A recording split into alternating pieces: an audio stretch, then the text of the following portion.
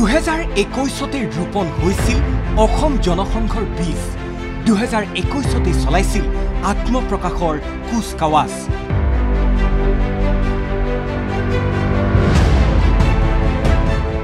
ফণীন্দ্ৰনাথ শৰ্মা ৰঞ্জিত দাস মুখ্যমন্ত্ৰীয়ে দিছিল তাহানি বাধা 3 বছৰ ধৰি প্ৰশমিত হৈ থকা বীজটোৱে এতিয়া মাটি ফালি মেলিব ধৰিছে গজালি হয় অসম জনসংঘৰ কথাই কৈছো পূৰ্বৰ প্ৰতিবেদনত আমি কৈছিলো শীঘ্ৰেই ৰাজ্যত আত্মপ্ৰকাশ ঘটিব অসম জনসংঘৰ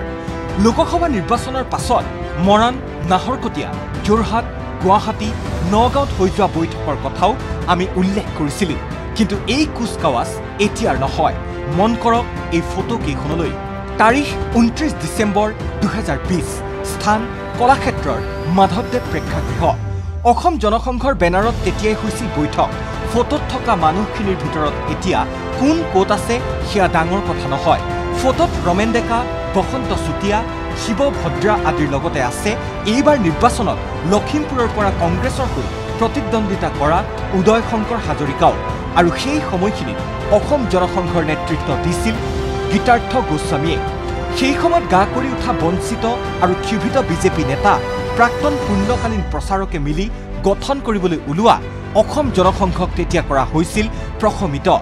দিল্লী পৰ্যন্ত পাইছিলগৈ সেই খবৰ তাৰ পাছত লুইটৰ বুকুৱেদি বহু পানী বৈ গ'ল গীতাৰ্থ গোস্বামীক ধৰি 2-1 নেতা এতিয়া নাই অসম জনসংঘৰ সৈতে কিন্তু অসম জনসংঘৰ আগ্ৰাসী প্ৰচেষ্টাত এক হৈছে উজনি নামনিৰ বহু ক্ষুভিত সোঁপন্থী নেতা অহৰহ যোগাযোগত আছে বিজেপি এৰি কংগ্ৰেছলৈ যোৱা বহু জ্যেষ্ঠ নেতা আনকি বিজেপি ত্যাগ কৰিবলৈ সাজু হৈছে আন একাংশ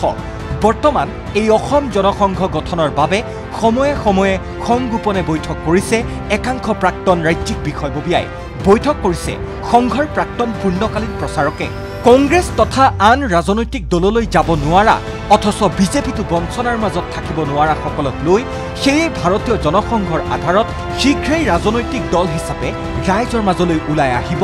অসম জনসংঘ ৰাজু বৰুৱা ৰিপৰ্ট ND24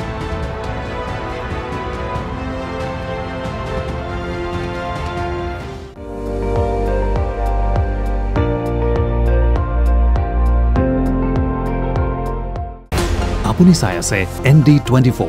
সৰ্বশ্ৰেষ্ঠ নহয় সৰ্বোত্তমৰ দৌৰত